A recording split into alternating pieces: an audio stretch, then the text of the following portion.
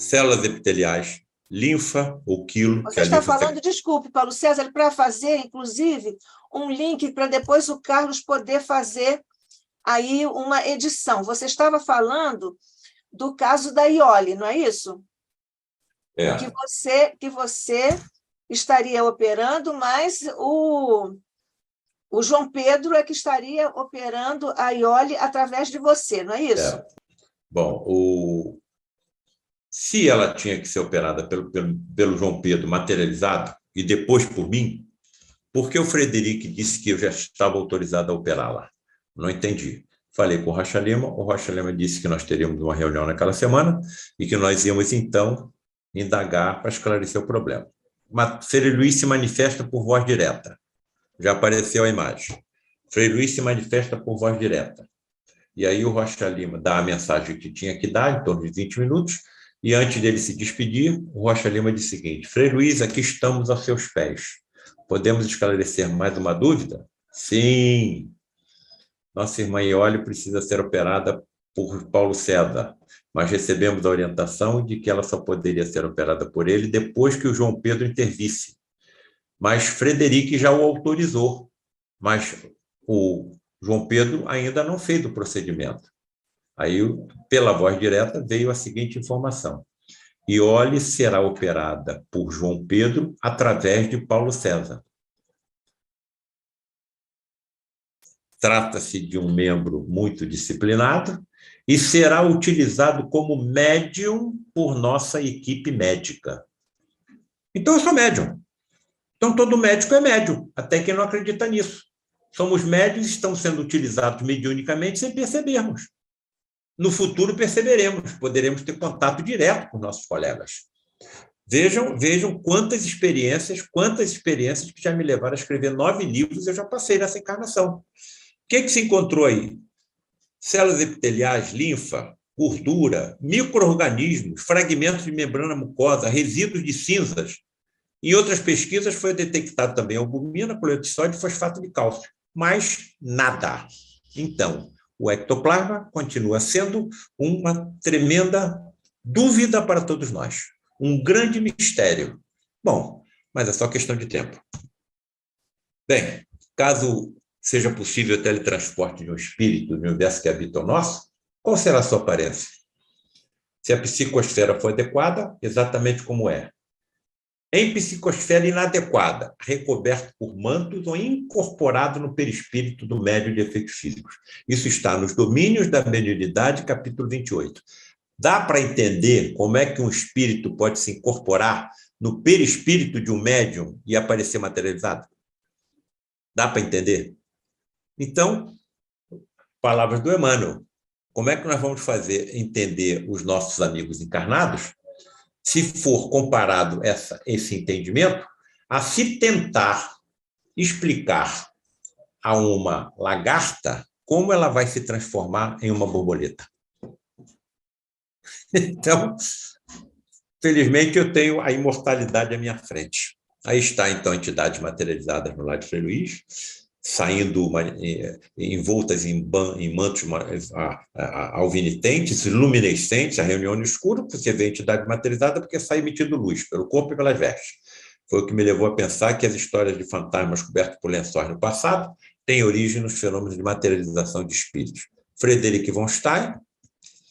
Bom, do mecanismo da mediunidade. Os elementos essenciais, ou seja, de energias, pertencem ao médium, que conscientemente ou inconscientemente podem intervir nas manifestações.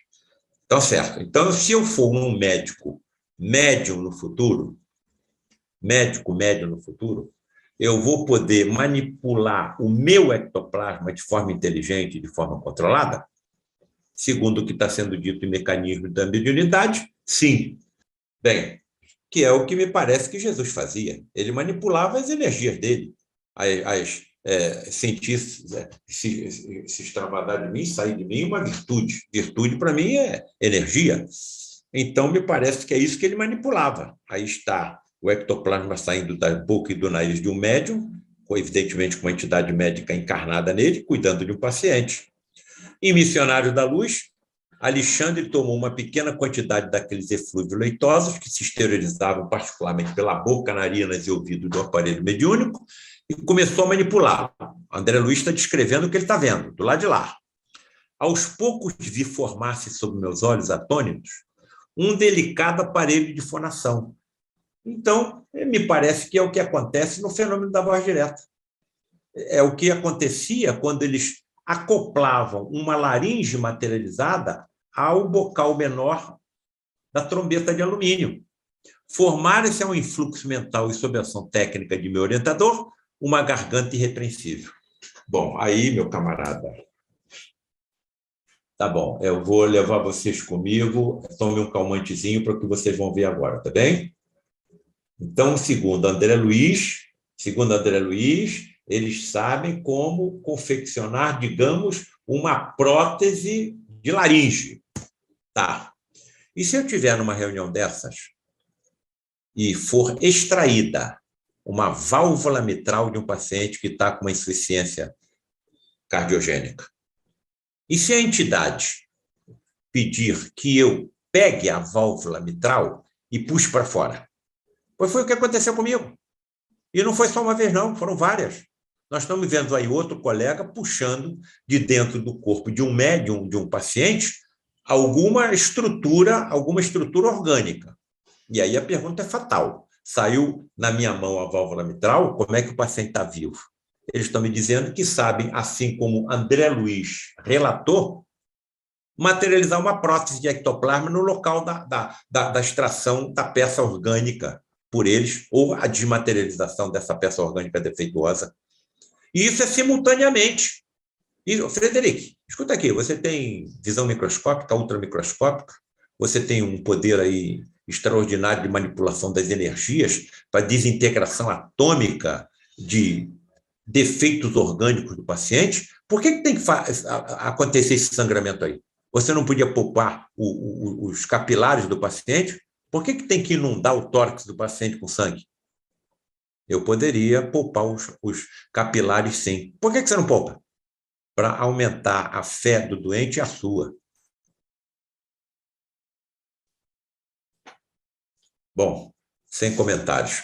Aí está uma prótese extraída, até a cordoalha tendinosa, né, foi desmaterializada com a peça. Um cardiologista estava ao meu lado, Luiz Augusto Queiroz, pegou a peça na minha mão e viu, Paulo César, até a cordoalha tendinosa está aqui, ó. São filamentos que impedem que a válvula mitral cardíaca abra mais do que deva. Quem estava me dizendo isso era um cardiologista. Frederic, por que não acontecem infecções nessas cirurgias hiperfísicas que vocês fazem e que nós vamos fazer no futuro, com a dominação da energia ectoplasmática existente em todos nós? Olha, os nossos técnicos sabem como manipular o oxigênio da atmosfera do santuário, transformando-o em ozônio. O oxigênio que nós estamos respirando são em 2 átomos. O ozônio tem 3. A ciência está me dizendo que 98% dos organismos, dos micro-organismos conhecidos pela ciência, são sensíveis ao ozônio. Então, é uma ciência, é uma energia. Não existe milagre, não existe sobrenatural. Existem leis físicas, químicas e biológicas que nós ainda não alcançamos, mas nós vamos alcançar. É só questão de tempo. Aqui está esclarecendo, então, bem. O oxigênio tem 2, que nós estamos respirando, tem 2 átomos. O ozônio tem 3. 98% dos micro-organismos conhecidos pela ciência são sensíveis ao ozônio. Isso aí pode ter acontecido materialização de Moisés e de Elias? Vamos voltar para ver se nos livros do André Luiz é confirmada que André e Elias se materializaram no Monte Tabor ao lado de Jesus. E atenção, hein? Eu não dormiria diante de uma reunião, de uma cena dessa, não. Eu não dormiria. Será que ele estaria acompanhado por 2 ou 3 discípulos que eram médios de efeitos físicos e que desmaiaram aqui e, nesse estado, expeliram a energia ectoplasmática que permitiu a materialização dos espíritos de Elias e de Moisés? Os 3 viram. Domínio da nominalidade, nos domínios da mediunidade. E, além de surgir Jesus em colóquio com Moisés materializado no Tabor, ele mesmo é o grande ressuscitado. ensinamentos claros do mestre, conversando com os grandes instrutores materializados no Monte Tabor. Então, André Luiz está confirmando que Elias e Moisés se materializaram com Jesus no Monte Tabor. Sabe o que é isso aí, Nádia? Nádia do Cotuvale, minha irmãzinha querida. Na próxima encarnação, eu e você vamos incendiar o mundo, tá bem? Vamos começar pelo Alasca. Mas eu tenho muito nervoso com essa história de cirurgias, mas vamos lá. Eu estudo com você no plano espiritual. Nadiazinha, olha o que eu estou te mostrando. 15 anos de estudos sobre o Santo Sudário. Aquela imagem lá grafada, de Turim. Aí, os cientistas acabaram esculturando a figura de Jesus. Encontraram 250 ferimentos grafados no sudário, incluindo a perfuração da lança de Longinos. Impossível a sobrevivência de um ser humano que tenha sido dilacerado na cruz como ele foi. Chicoteado, crucificado, com uma coroa de espinhos na cabeça e ainda com o tórax atravessado por uma lança. Certo? Está entendendo como é difícil o médico acreditar? Nós não acreditamos em ressurreição. Como é que esse corpo aparece todo recomposto, depois de ter ficado 3 dias dentro de uma gruta fechada no calor do deserto?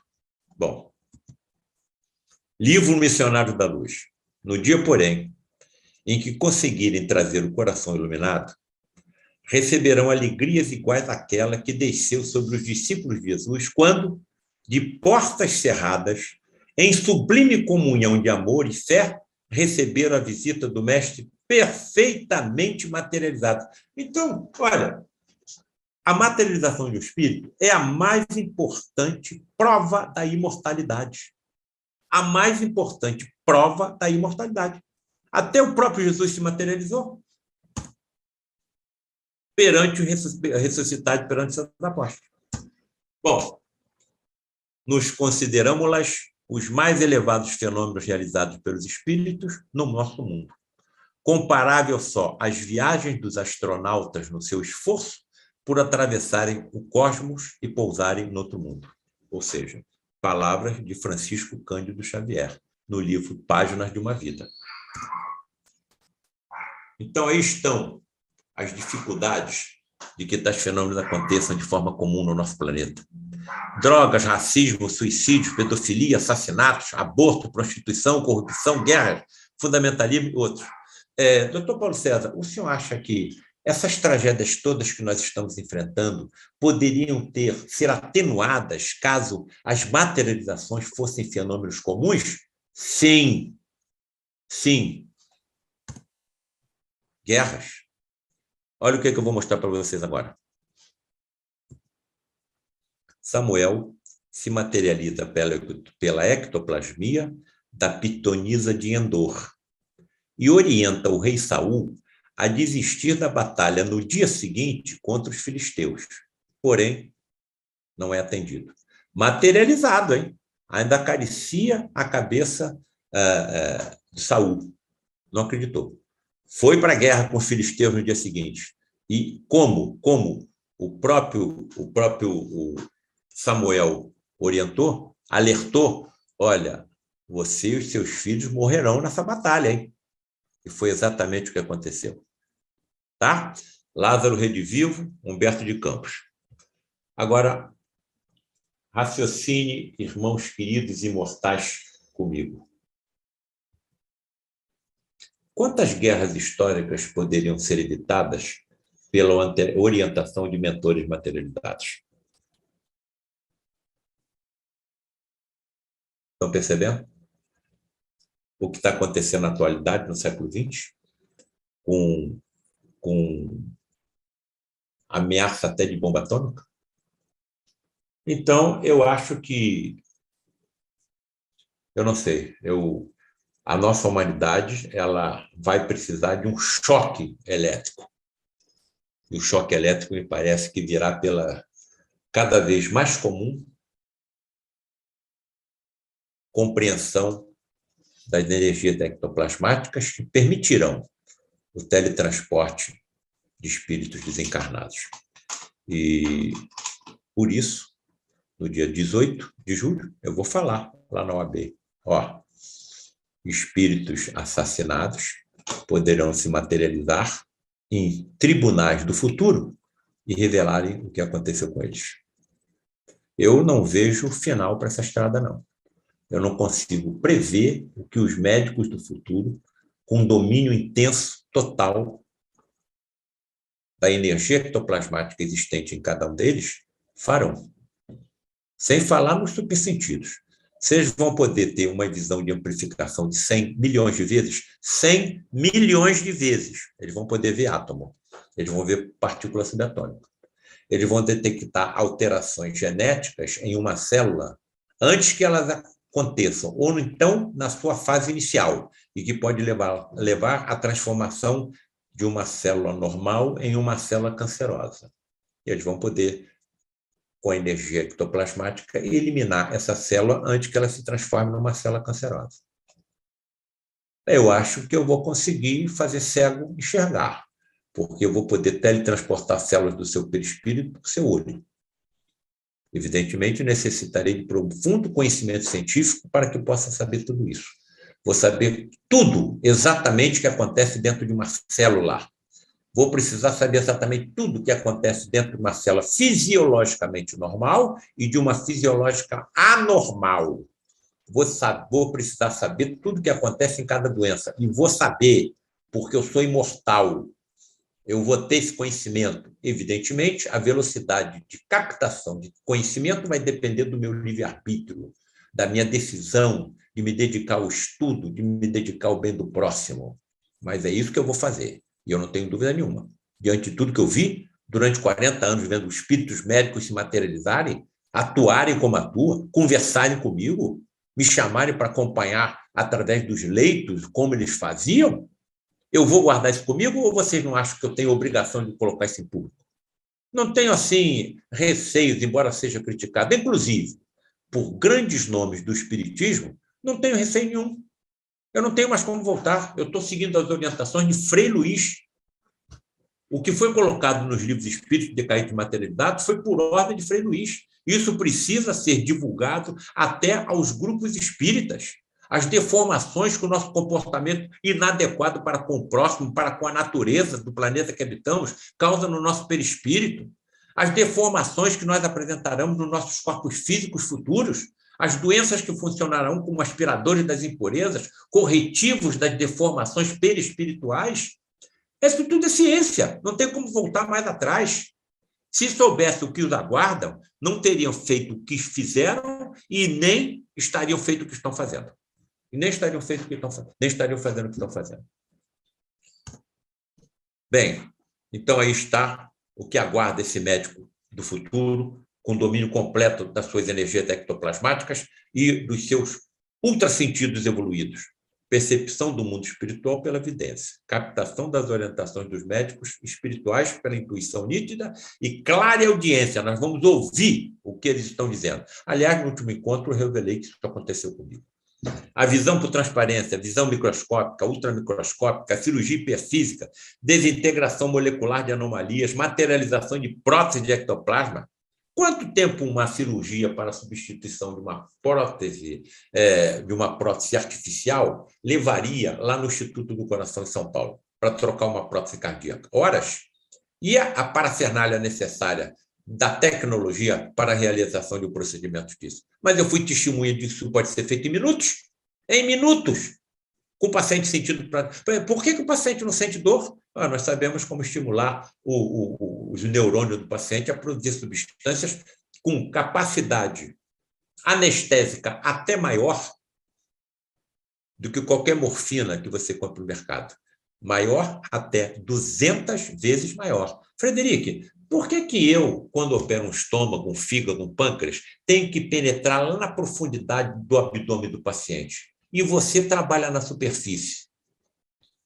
Nós sabemos como confeccionar colchões de ectoplasma por baixo dos órgãos e elevá-los até a superfície. Por isso, não precisamos entrar na profundidade que vocês, cirurgiões da Terra, entram. É mole ou que é mais? Percepção kármica das doenças incursões intracorpóreas e muito mais. Ô, garotada, olha, se você me deixar de falar, eu vou falar até 2042, caso eu esteja ainda encarnado. Tamanha foi a quantidade de informações que eu fui acumulando, graças à minha curiosidade científica, que isso é um dom, e anotando da data, o que acontecia, com quem acontecia, qual era a explicação, qual era a informação, até onde eu posso entender, pelo amor de Deus, me acudam, me ajudem a entender como isso é possível, e assim por diante. Como aconteceu com o meu próprio filho, extraíram células-tronco do meu filho. Paulo César, pode mandar isso examinar. Traz um frasco com líquido conservante. Tiraram, meu filho saiu da cabine todo ensanguentado, e tiraram células tronco adultas do baço dele. E disseram, olha, nesse material estão células-tronco que podem ser utilizadas contra tumores malignos, através da imunoterapia. A imunoterapia, isso aconteceu em 1981, 1982, a imunoterapia agora é uma realidade no tratamento do câncer. Então, quer dizer, 40 anos atrás, isso me foi informado. Há 40 anos atrás, esse material foi levado para o Instituto de Oswaldo Cruz, foi examinado por colegas médicos e cientistas, e depois me telefonaram, Paulo César, olha, aquele material que você nos deu, nós pesquisamos. Estava com grande quantidade de linfócitos. Linfócitos são os glóbulos brancos mais presentes em qualquer amostra de sangue. Então, se você colhe uma amostra de sangue para examinar, a maior parte dos glóbulos brancos que serão vistos por quem fará o exame são linfócitos. Mas nós estávamos aqui com um grupo de pesquisadores franceses, e nós pedimos para eles examinarem o material que você nos enviou. Você sabe que, enquanto eles estavam observando, disseram que viram o que nós vimos, mas perceberam que alguns desses linfócitos estavam com seu ectoplasma bem mais dilatado do que os normais, e que eles lá na França costumam ver isso em células-tronco da medula óssea. E aí? O que eu faço? O que eu faço? Continuo nessa estrada por fora. Até quando eu vou ficar aqui? Bom, eu acho que era isso que eu teria a falar. Evidentemente, teria muito mais.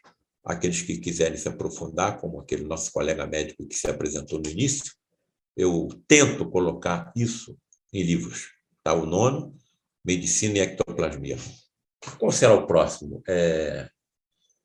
Ufologia e Espiritismo? A justiça humana perante a materialização de espíritos? Talvez um terceiro livro, Genética e Mediunidade. Quem sabe um quarto? Médiuns de efeitos físicos. E vai por aí agora. Isso é só questão de tempo. Isso vai se tornar comum, é só questão de tempo. Muito obrigado, hein? Muito obrigado, e me desculpe se eu ultrapassei aí os parâmetros. Nossos parâmetros aqui estão flexibilizados pela situação que nós, com ajuda espiritual, vencemos todos juntos. É com muita emoção que eu estou agradecendo mais uma vez. O Carlos está aqui me mandando uma mensagem de Vivian Millet. Um abraço para você, querida Vivian. Gratidão aos mentores evoluídos que nos possibilitou continuar os estudos. Maria Augusta Faber Correia da Silva, todo médico é médium. Vou repetir isso diariamente. Está ouvindo, Paulo César? Sim. Maria Augusta Faber Correia da Silva, seu caminho não tem volta. É para você mesmo, Paulo. Não tem mesmo. Também você nem quer que tenha, né? Olha aqui, terminou semana passada um congresso de Medicina e Espiritualidade em Vitória, lá no Espírito Santo. E eu fui fazer uma apresentação sobre o nosso trabalho. Tinha médicos, muitos médicos do Brasil todo lá, inclusive do exterior. Nádia, Sim. Colega se aproximou de mim e falou o seguinte: Paulo César, eu sou seu colega de São Paulo. Você sabe que 10 pacientes meus, me presentearam com o mesmo livro, A Face Oculta da Medicina?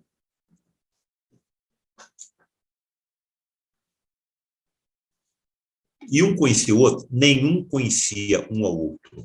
e todos eles te procuraram, e você, em cada exemplar, você escreveu uma dedicatória para o mesmo colega. Um me procurou num lugar, outro em outro. Ele recebeu 10 livros da face oculta da medicina. Então, me parece que é um planejamento, não tem como eu negar que isso esteja acontecendo. E vejo isso com muita assim, felicidade, né? Porque a medicina é extremamente importante, ninguém pode ser nada sem saúde. Então, nós estamos tratando uma infinidade de doenças somente em seus efeitos, não sabemos as causas.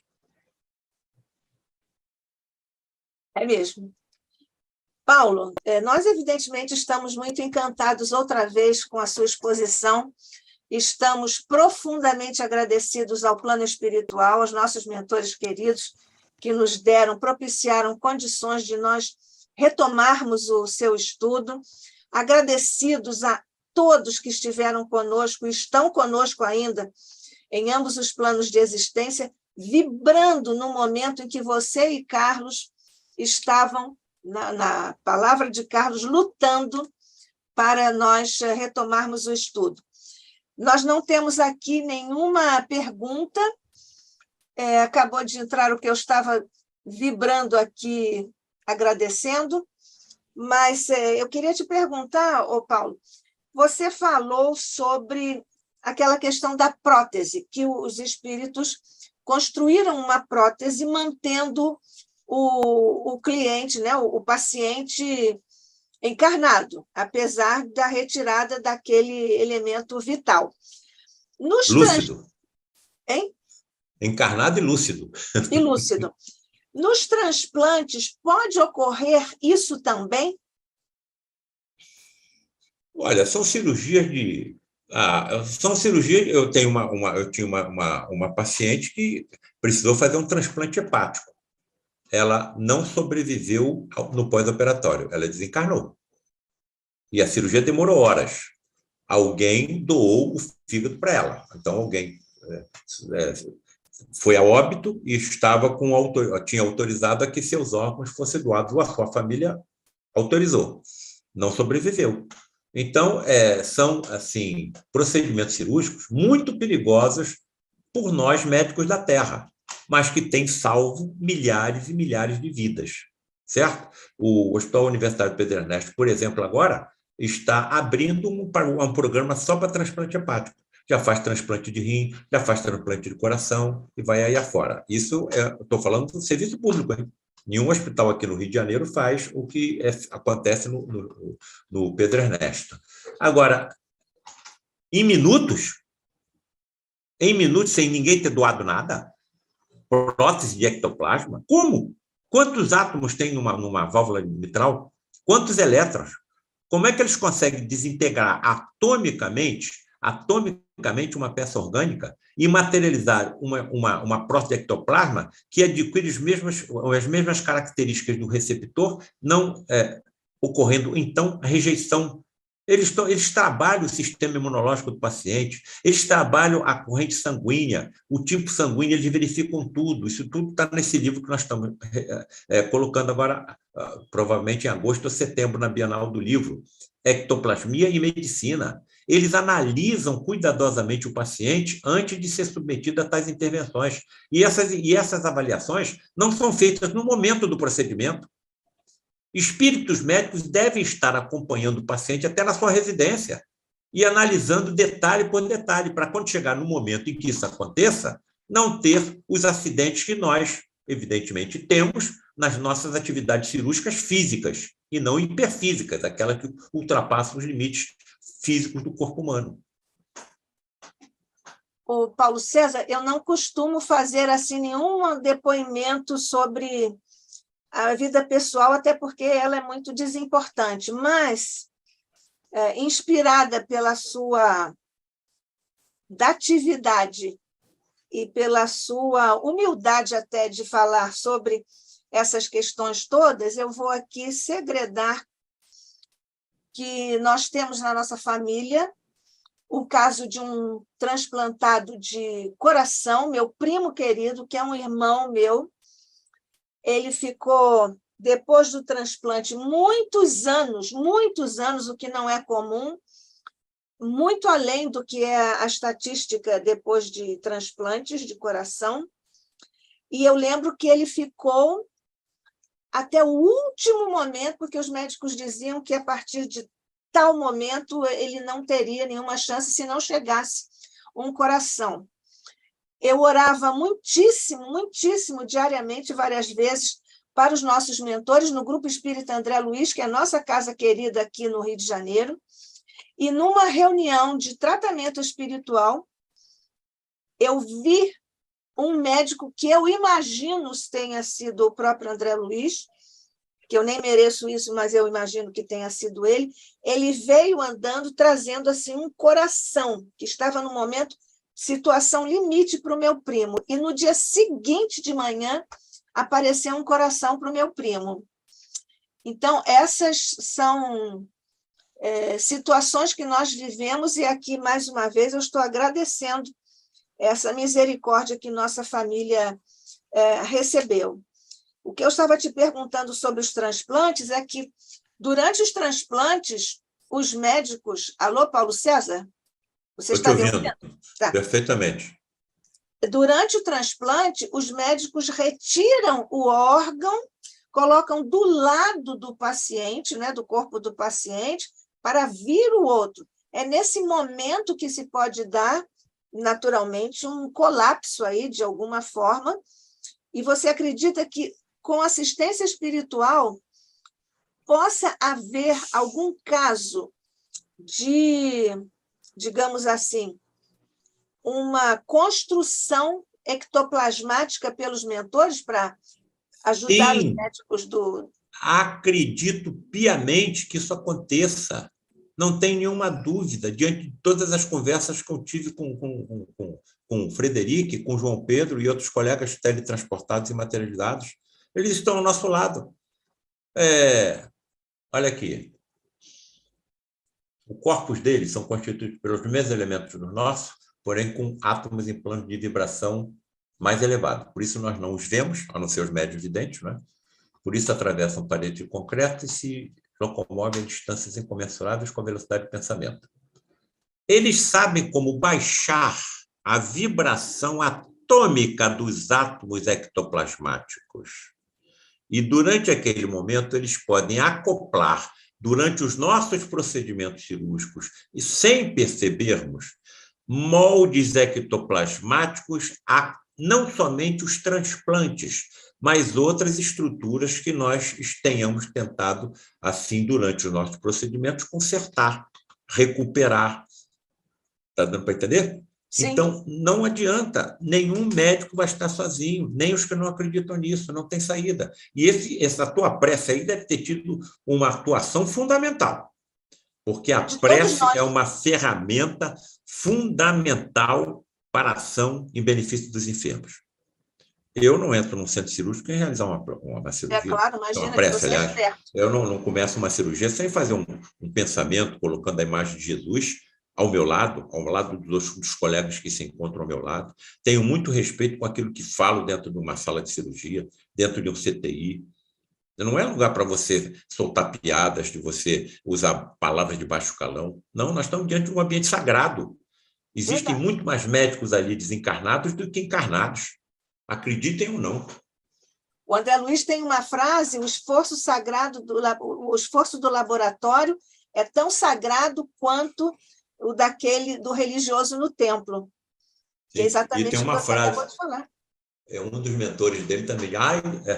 Se os médicos orassem. Um dos mentores do André Luiz fala isso em um dos seus livros. Se os médicos orassem. Por falar em oração... Ele vê uma descrição que ele vê um médico andando pela rua, recoberto por um espírito tão assim, puro, que pareceu ser um anjo. E ele relata, olha o que é. É um espírito acompanhando aquele médico. Ele deve ter uma dedicação muito profunda com os doentes que ele cuida. Olha que coisa maravilhosa. Você sabe que várias vezes eu fui convidada para fazer em cultos ecumênicos e interreligiosos, eu fui convidada para falar a formandos de medicina.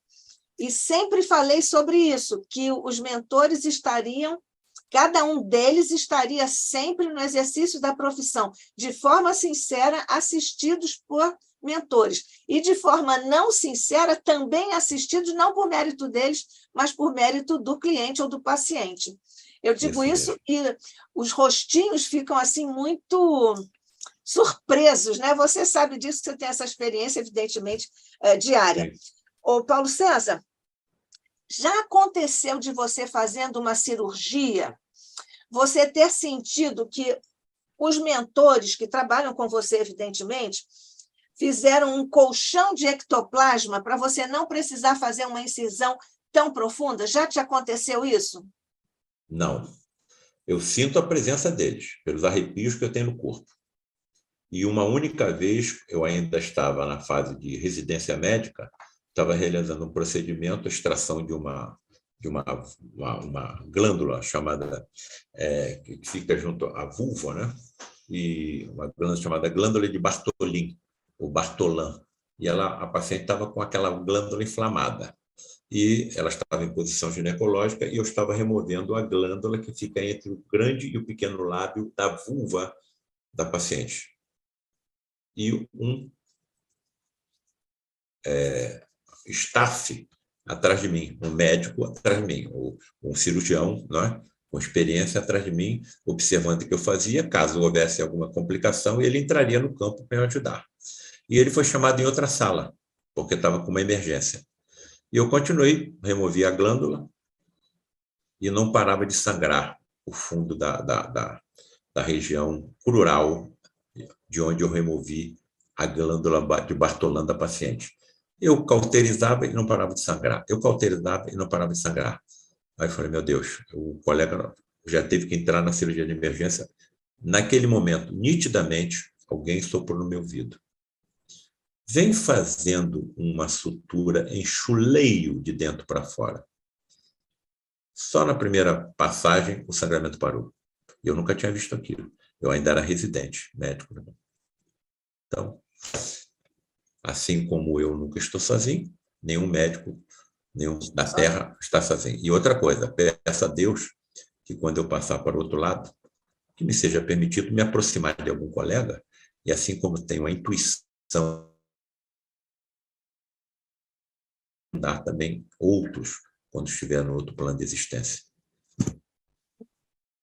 O que você nos falou aqui sobre recomposição de estruturas atômicas e subatômicas, etc., da parte desses espíritos, você acredita que será possível, dados os desmandos da humanidade para furar a nossa camada de ozônio, que é a nossa proteção, todos sabemos, mas que já está muito comprometida, você acha que os espíritos poderão, será possível, a recomposição da nossa capa planetária ozônica? A amiguinha querida, imortal, minha irmãzinha na próxima encarnação, que vai me ajudar a incendiar o mundo. Já nesta, somos irmãos. Não, na próxima nós vamos incendiar o mundo. Vamos botar esse mundo pelo avesso. Você sabe, até melhor que eu, que nós estamos orientados, comandados por um Cristo planetário, um espírito que atingiu tamanho grau de evolução em ciência, em tecnologia, em sabedoria e amor, que lhe foi concedido o governo de um planeta inteiro. Isso aconteceu há 4 bilhões e 500 milhões de anos. Esse espírito vai deixar que a nossa camada de ozônio desapareça? Claro que não. Foi o que sempre aconteceu na história da humanidade inteira. As soluções que nós tanto necessitamos, que nós tantos precisamos, que nós tantos ansiamos, chegarão por espíritos por ele preparados, no momento que nós atingirmos o merecimento. Eu vou usar agora um saco de plástico e vou jogar ele para fora da janela do meu carro. Que se dane, que venha alguém que pegue e bote no lixo, eu não quero nem saber. Essa é a atitude do nosso modelo e guia. Quem é o nosso modelo e guia? Jesus. Se ele tivesse no meu lugar, é isso que ele faria. Bom, então, continuamos plantando aquilo que vamos colher. Então, eu não posso plantar o bem como posso plantar o mal. Grande parte dos recursos, pelo menos no nosso país, destinados à educação são desviados. Parte dos recursos destinados à saúde são desviados. Nós sabemos que isso aconteceu no Rio de Janeiro. Se esses indivíduos soubessem o que os aguarda, que eles vão voltar, talvez, nesse planeta, ou então em mundos ainda mais inferiores que os nossos, eles estariam destruindo a natureza como estão destruindo. Só sobra 12% da Mata Atlântica. Nós sabemos o que está acontecendo com a floresta amazônica. Se eles tivessem, ou vão ter mais cedo ou mais tarde, a certeza de que voltarão em outros corpos, como é que eles vão acabar com a natureza desse planeta? Então, há limites que não serão ultrapassados. E esses limites estão traçados por um Cristo planetário. Agora, o comportamento meu pode ser tão assim destrutivo que eu não vou poder encarnar nesse planeta, não. Quando ele passar por um planeta de regeneração, o meu peso específico do meu perispírito não vai se coadunar com o peso específico de cada planeta, com esse planeta que vai ser um peso específico mais leve. Eu vou reencarnar num planeta que pode estar até na Idade da Pedra em relação à Terra. Eu vou reencarnar como pithecantropo, como Neandertal, como australopiteco, como pré-humano. Agora, eu vou levar o conhecimento que eu adquiri e posso acelerar a evolução da humanidade desses planetas com o conhecimento que eu adquiri aqui. Isso aconteceu com os Zé lá da Capela. 7 milhões de espíritos vieram para cá. Entendeu? Então, essas soluções virão. Isso que você perguntou, pode ser feito? Pode. Agora, quem sabe como fazer? Há uma pesquisa sobre a purificação do Oceano Pacífico. Foi desenvolvido um sistema, foi desenvolvido um programa para limpeza do Oceano Pacífico. Essa limpeza levaria em torno de 7 anos e meio. Ainda não saiu do papel. Ainda não saiu do papel. Existem trabalhos com micro-organismos bacterianos que sabem como consumir o plástico. Ainda não saiu do papel. Ainda não saiu do papel. Então, o valor da riqueza material continua acima da riqueza espiritual. Isso é uma das características de um planeta de provas e expiações. Claro que eu tenho as preocupações com tudo que está acontecendo no planeta, mas eu deposito a minha confiança em quem? Nesse Cristo planetário que, segundo a última figura que eu apresentei hoje na nossa palestra, traz nas mãos o planeta Terra.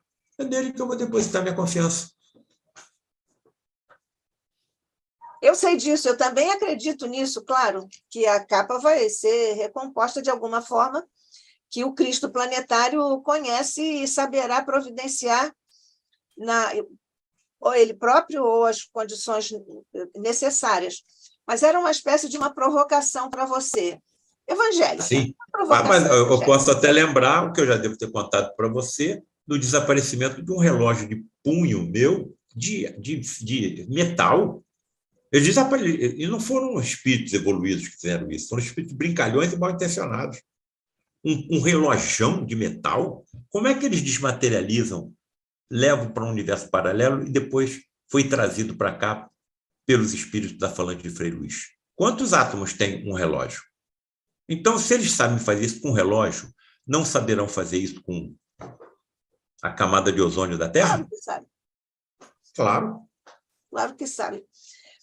O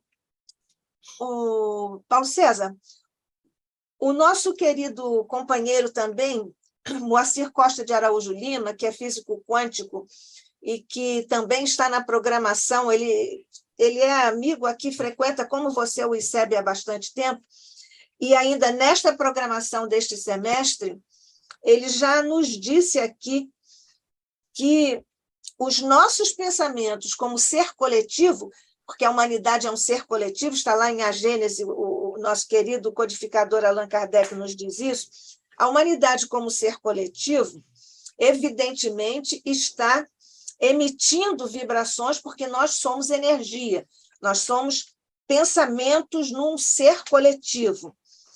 Então, o Moacir disse que, pelo entendimento da quântica, grandes grupos podem chegar pelos pensamentos negativos até a provocar fenômenos, nós diríamos naturais, chamaríamos naturais, físicos, né? Ele diz isso. Aliás, eu fiz uma palestra no Grupo Espírita André Luiz, aqui do Rio de Janeiro, no dia 30 de abril de 2020. Tinha só um mês, mais ou menos, de proclamada, digamos, a pandemia. E lá eu citei que o André Luiz fala sobre isso em algumas obras, mas eu vou lembrar aqui, Os Mensageiros, ele diz que nessas aglomerações de grandes cidades, no plano espiritual, há uma aglomeração, digamos assim, de pensamentos negativos que promovem essas circunstâncias. E estudando as pandemias, inclusive desde o lado de Atenas, isso sempre aconteceu com as grandes coletividades. O que você diz a esse respeito? Eu sou absolutamente de acordo, e lembrando o que eu falo em algumas apresentações minhas. Estamos colocando tijolos em telhados de zinco. Vão desabar. Sob que forma? Pandemias, maremotos, terremotos, guerras, aflições, tudo isso que nós estamos vendo acontecer no nosso planeta. Agora, tem uma comparação que às vezes eu faço, que a turma gosta. Vamos imaginar que a Nádia do Cotuvale venha me fazer uma visita. Só que ela vai fazer a visita de surpresa. Ela quer me fazer uma surpresa. Tudo bem. Só que ela não sabe que eu, que moro no segundo andar, naquele dia que ela vai me fazer aquela surpresa, estou mudando para o terceiro andar. Quando ela chegar na minha casa, como é que ela vai encontrar o meu apartamento? Todo revirado, móveis desmontados, trouxa de roupa para cá, para lá, panela. Eu estou mudando do segundo para o terceiro andar? É o que eu acho que está acontecendo com o planeta Terra. Nós estamos subindo de andar. Então, estamos vendo essa confusão toda, principalmente que fica mais assim evidente com as ferramentas da tecnologia de comunicação. O que está acontecendo no Japão, nós estamos sabendo. O que está acontecendo na China, o que está acontecendo na Ucrânia, nós estamos sabendo imediatamente. Eu tenho informações científicas que chegam a mim no mesmo dia em que elas tenham sido publicadas pela internet. E quando eu não tinha essa ferramenta, eu tinha que ir lá para a biblioteca de Manguinhos, e procurar os artigos que eu queria. E algumas vezes eu chegava e alguém já tinha passado antes de mim e arrancado a página. O artigo não estava mais na revista. Isso não acontece mais hoje. Eu tenho internet. Então, quer dizer, daqui a pouco essa nossa tecnologia vai permitir até que nós nos comuniquemos com desencarnados pelo nosso telefone celular. Então, estamos no caminho. Agora, a ciência vai desempenhar um papel fundamental. Na hora que a ciência comprovar a verdade, que é da justiça divina, que está na nossa consciência, você vai fazer mal a quem? Bem, a transcomunicação já está aí, né, Paulo César? Já está aí. Tem um livro escrito pelo Rocha Lima falando Mensagem dos Espíritos pelo telefone. Foi montada uma pequena pirâmide no Lar de Frei Luís com um telefone e um médium de efeitos físicos por perto. E através da comunicação telefônica com a casa de Luiz da Rocha Lima, espíritos materializados entravam em contato com ele. E o chamado do telefone era diferente do que nós tínhamos naquele telefone, nesses telefones fixos de hoje em dia, né? A campainha era diferente. E, através dessas comunicações, orientaram o presidente Luiz da Rocha Lima os processos administrativos do Lar de Frei Luís, que hoje é o maior centro espírita do Rio de Janeiro. Você sabe? Isso não pode acontecer com os nossos governantes também? Sim. Sabe com quem aconteceu isso? Abraham Lincoln. Abraham Lincoln. Não através de espíritos materializados, mas através de comunicações mediúnicas orientaram ele com relação à Guerra de Secessão. Você sabe, eu recebi uma mensagem de transcomunicação na época em que nós tínhamos secretária eletrônica. Lamentavelmente, teve um dia que eu acho que eu fui lá e cliquei errado e ela desapareceu. E há uma outra que eu suspeito que tenha sido também. Mas, enfim. Paulo César Frutuoso, quer dizer mais alguma coisa? Se não tiver mais perguntas, a gente dá as nossas palavras finais, né? Isso. Olha, nós temos aqui umas informações.